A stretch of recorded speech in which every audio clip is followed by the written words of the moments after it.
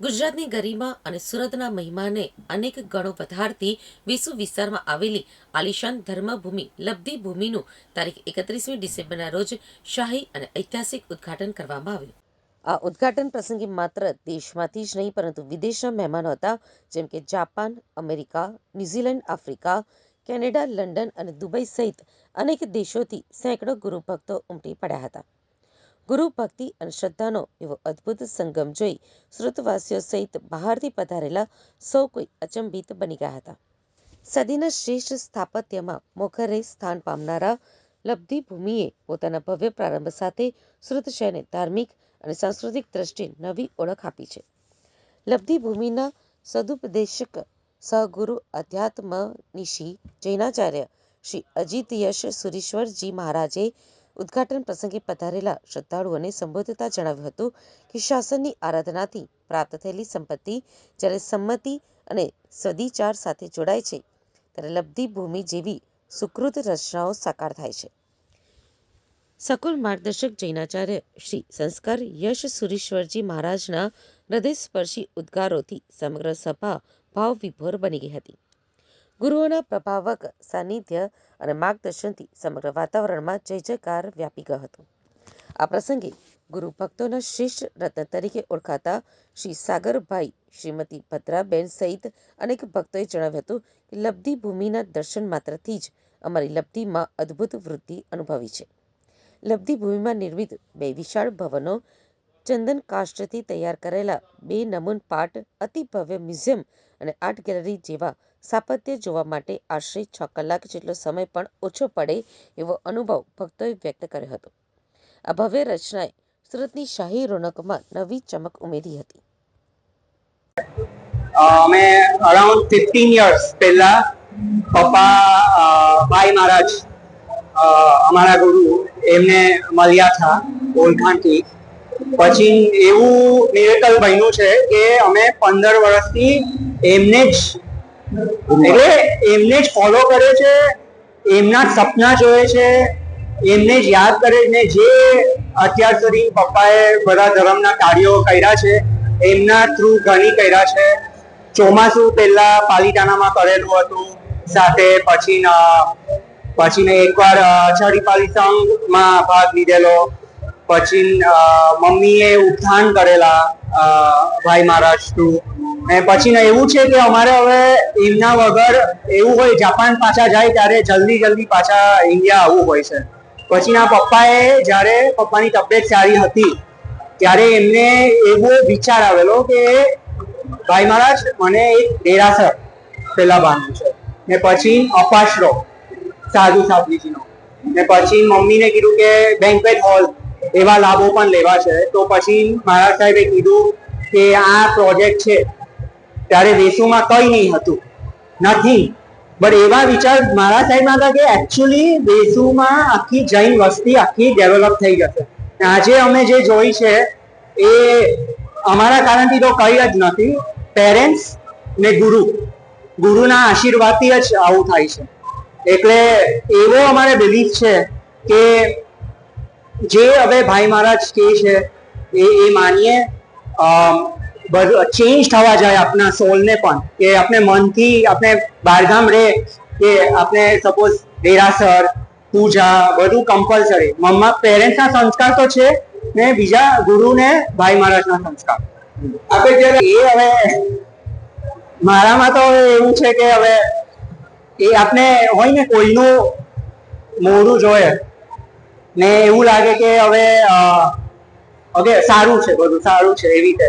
તો I think પપ્પાને જ્યારે એવો વિચાર આવ્યો હશે, એ એકચ્યુઅલી એ જે કનેક્શન છે એ લોકો બંનેનું, એ આઈ ડોન્ટ થિંક આપણે આ જીવનમાં પણ જોઈ શકશું. એટલે જાપાનમાં તો અત્યારે અમારે તો જો એકચ્યુઅલી અમારે જાપાનમાં શિખરબંધી દેરાસર તો છે, રોજ પૂજા સેવા છે, ગૌતમ સ્વામી છે, ત્યાં મહાવીર સ્વામી છે.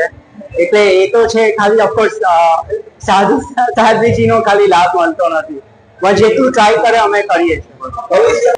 ભવિષ્યમાં ધર્મને આપ કેવો લાભ, આપ જે ધર્મ કરી રહ્યા છો એને કેવો લાભ આપવા માંગો છો? મારે શું કરવા માંગો મને એવું હજી તો હું હજી યંગ છું, પણ હવે જે વિચાર છે, હવે જે પેરેન્ટ્સે ફૂટસ્ટેપ્સ કર્યા હોય એવું બધું ફોલો કરવું છે. હજી તો આપણી જિંદગી છે, પણ જે બેસ્ટ થાય એવું ટ્રાય કરું.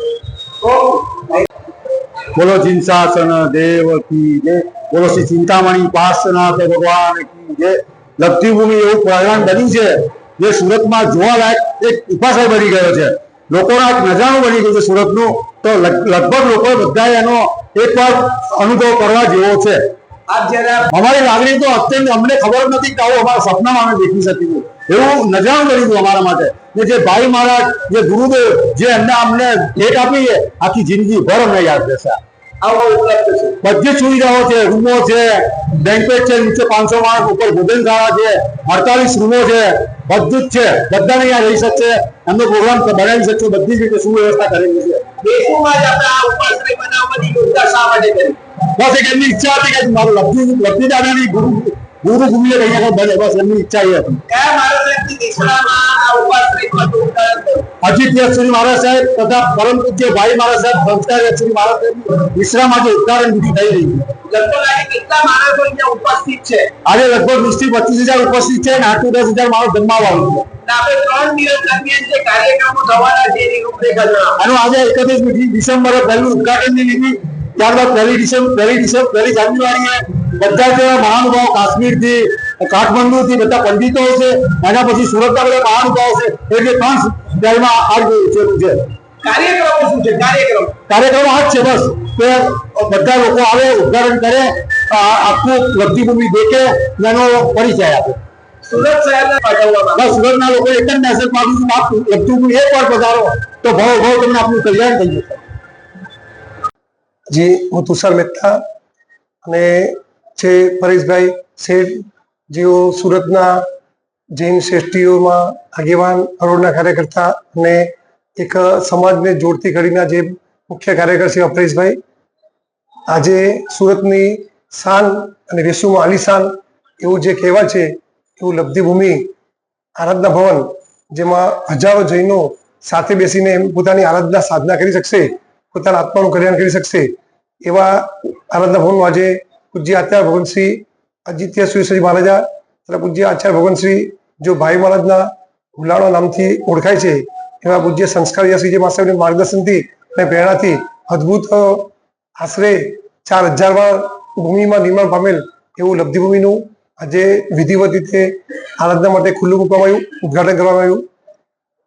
જે લબ્ધિ ભૂમિ આપને કહું કે જેમાં વિશાળ, હું ન ભૂલતો તો આખા સુરતમાં ઘણા બધા સારા ઉપાશ્રય આરાધના ભવન બન્યા છે, પણ સૌથી મોટી જગ્યા ધરાવતો ઉપાશ્રય, સાથે સાથે જ્યારે પ્રસંગો હોય છે અને મહેમાનોને આવાસ વ્યવસ્થાઓ કરવાની હોય તો 60 જેટલી રૂમો, પ્રસંગ હોય, કોઈને પોતાનો નાનો મોટો, એના માટે સરસ બેન્ક્વેટ હોલ અને અદ્ભુત કહી શકાય જે સુરતના નજરાણું કહેવાય એવી સુરતમાં નહીં પણ ભારતભરમાં નહીં હોય એવી 3,000 કિલો ચંદન એમાંથી બનાવેલી કોતરણી વાળી અદ્ભુત પાઠ, જેના પર બેસી અને સુધર્મા સ્વામીના જે પ્રવચનો જૈનોમાં કહેવાય છે કે સુધર્મા સ્વામી પાઠથી પ્રવચન આપે એ જીવવાની સમાન ગુરુ ભગવંતો કરશે એવી 3,000 કિલો ચંદનની બનેલી પાઠ, સાથે સાથે એક આર્ટ ગેલેરી મ્યુઝિયમ બન્યું છે જેમાં જૈન શાસનના જે નવી પેઢી જે વસ્તુ ઉજાગર નથી, અજાણ છે, એ વસ્તુ ઉજાગર કરતું સરસ એવું આર્ટ મ્યુઝિયમ બનાવવાનું છે. સાથે સાધ્વી ભગવાન તો વિશાળ સંખ્યામાં એમની સંયમની જીવનની સાધના કરી શકે એના માટેનું સાધ્વી ભગવાનનો ઉપાશ્રય, સાથે મોટું જિનાલય પણ નિર્માણ પામશે, જે જિનાલયમાં પ્રાચીન ચંદ્રબાબુ સાહેબ ભગવાન સાથે આદિનાથ ભગવાન અને માણીપત્રવીર પદ્માવતી દેવી, આવું ખરેખર જેની હજારો વર્ષથી સાધનાઓ થઈ છે એવા ભગવાન તો અહીંયા ભગવાનનું બિરાજમાન થવાના છે. એવી લબ્ધિ ભૂમિનું આજે સુરતના શ્રેષ્ઠીઓ સાજન વાજન સાથે ઉદઘાટન કરવામાં આવ્યું. સાથે સાથે વિદેશમાં જે લોકો કદાચ અર્થ માટે ત્યાં જઈ બેસા છે પણ આજે પણ સુરતને કે ભારતને પોતાની ભૂમિમાં છે એવા ઉદાર દિલ દાતાઓના સહયોગથી જે નિર્માણ પામ્યું છે, તો ઘણા બધા શ્રેષ્ઠીઓ વિદેશમાંથી પણ આવે છે એવી લબ્ધિ ભૂમિનું આજે ઉદઘાટન થવામાં આવ્યું. મુખ્ય જે સાગરભાઈ નો પરિવાર છે જે આફ્રિકા રહે છે એમનું ખૂબ જ સહયોગ રહ્યો છે. સાથે સાથે બીજા પણ ઘણા બધા દાતાઓ હોય અને સુરત ખાતે જીગરભાઈ જેઓ ભરતભાઈ ના દીકરા છે, લાકડાવાળા પરિવાર, એમણે આમાં ઘણો બધો પોતાનો સમયનું પણ યોગદાન આપ્યું છે. એવા ઘણા બધા